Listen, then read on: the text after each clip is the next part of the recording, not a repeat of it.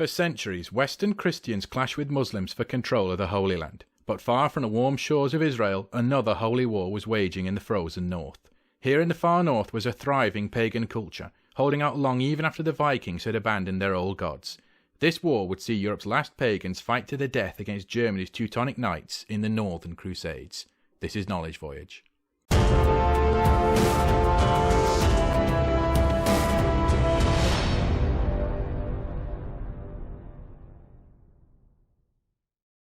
The Baltic is a land renowned for both its beauty and its harshness. It is a realm of charming cities, beautiful forests and sweeping coastlines.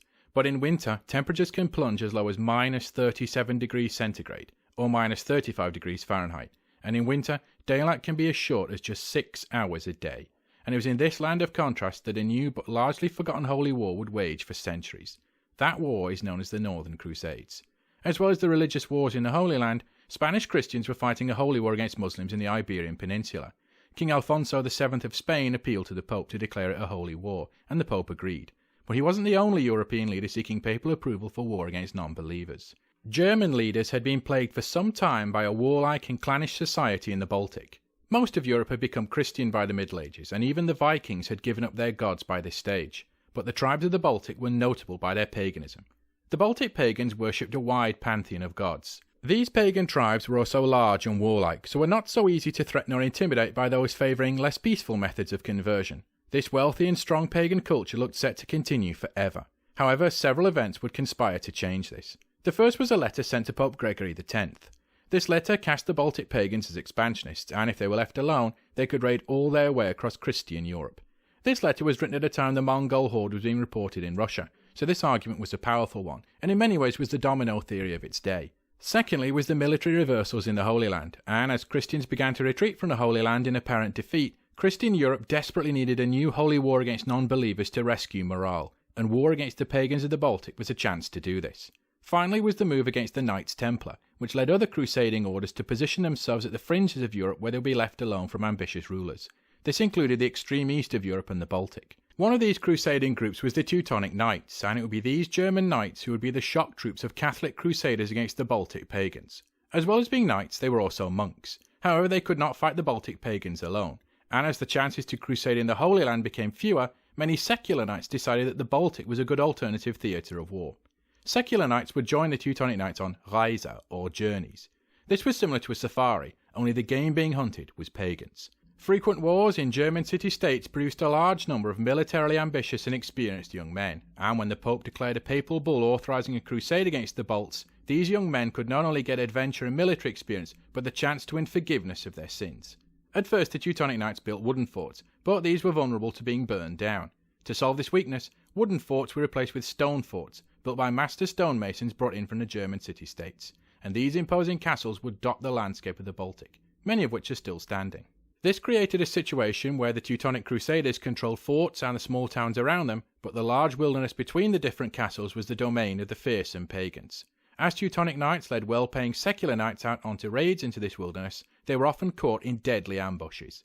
In 1236 there was a particularly deadly ambush against the Teutonic Knights, which one chronicler described the knights as being, quote, cut down like women by their pagan opponents.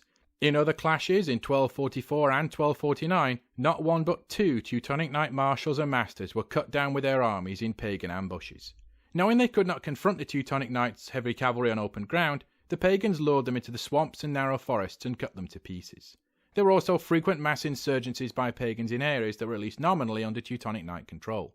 The trigger for these uprisings was the Battle of Drba in modern Latvia in 1260, when a large force of Teutonic Knights was defeated by Latvian pagans. This inspired a wave of revolts which were interrupted by uneasy truces. Whilst the Baltic pagans were fierce, their Teutonic Knight opponents were no pushovers either. The Teutonic Knights were monks with a higher than usual tolerance for hardship for the sake of a cause.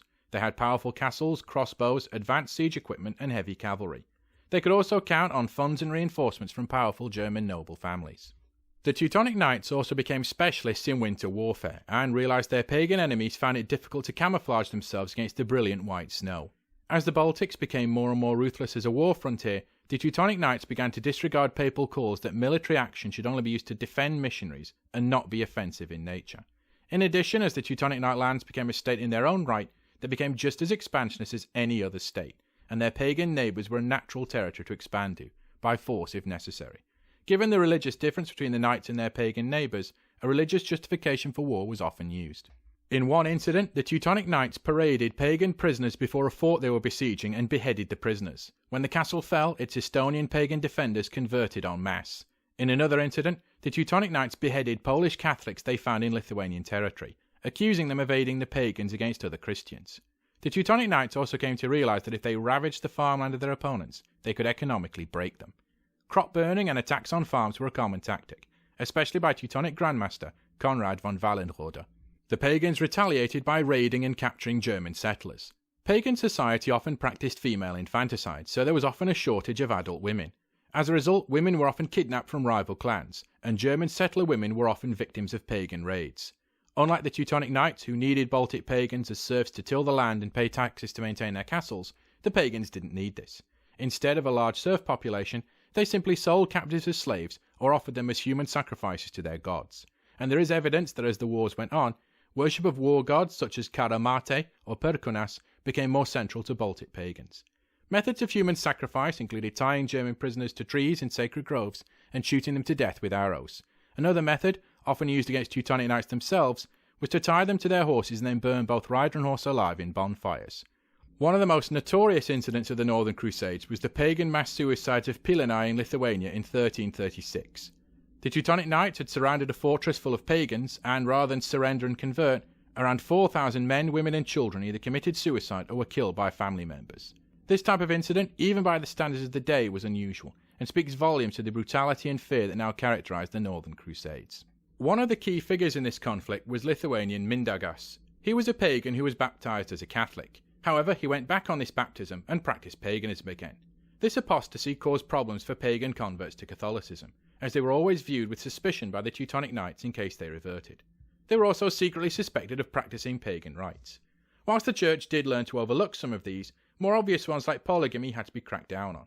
Furthermore, Baltic converts were almost never allowed to be priests, as the Teutonic Knights often lacked a deep understanding of Baltic languages. This meant they could never be sure exactly what was being preached. That said, not many Baltic converts actually wanted to be priests. The Catholic Church insisted upon celibacy, something that didn't appeal to men who'd been raised in red-blooded pagan cultures, practicing polygamy and women raiding. Another problem was just across the border in Russia, where married priests of the Orthodox Church provided a dangerously attractive alternative to Catholicism. In fact, the Orthodox would be a second group of non-Catholics the Teutonic Knights would wage war on. In the mid-1200s, the Orthodox world was on its knees. The Turks and Arabs had overrun formerly Orthodox lands in the Byzantine Empire, and on top of this, Russia, the other great Orthodox power, was reeling under the Mongol hordes. Orthodoxy, a traditional enemy of Catholicism, seemed to be on its last legs, and the Teutonic Knights took a break from fighting pagans to try and finish it off. Or so they thought. The Northern Crusaders captured the Russian city of Pskov.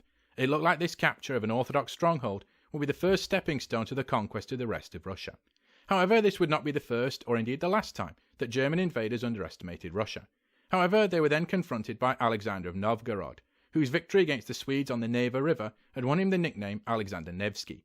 The Teutonic Knights clashed with Nevsky's Russian forces in an epic battle on the frozen Lake Peipus in Estonia, and this famous so-called battle on ice was the inspiration for the 1938 silent movie about the life of Alexander Nevsky. During the Nazi invasion of the Soviet Union, this movie, with its depiction of Russians repelling German invaders, was strongly promoted in Soviet movie theatres. The Northern Crusades had been set up to spread Catholicism by force to the pagans. By the early 1400s, the last pagans had become Christian. Unable to cast their activities in the north as being noble stands against infidels, the Teutonic Knights were now increasingly viewed in negative terms by other states. Chief among them were Poland and Lithuania, who regarded a large and strategically placed German-speaking territory on their borders as a threat.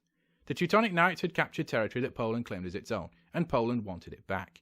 This friction led to war, and at the Battle of Tannenberg in 1410, a combined Polish-Lithuanian force crushed the Teutonic Knights. This defeat would leave a lasting mark on the German mind, long after the Northern Crusades ended.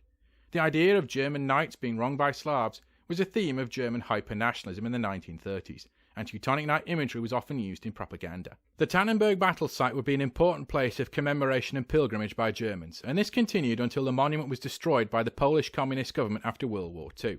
Right through World War I and World War II, the Baltic would be a region of conflict between German and Russian power players.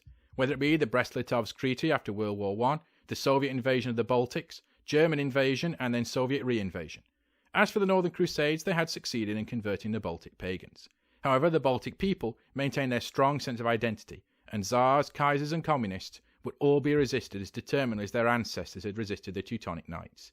As for the Teutonic Knights themselves, they would eventually decline, but not before one of their final Grand Masters converted to Lutheranism and set up a dynasty that would one day produce the Kaisers. The Teutonic Knights may have gone and the Northern Crusades were over, but their military skill and discipline will be carried on by German militarists for centuries to come. Thanks for watching everyone, don't forget to like, share and subscribe. Thank you.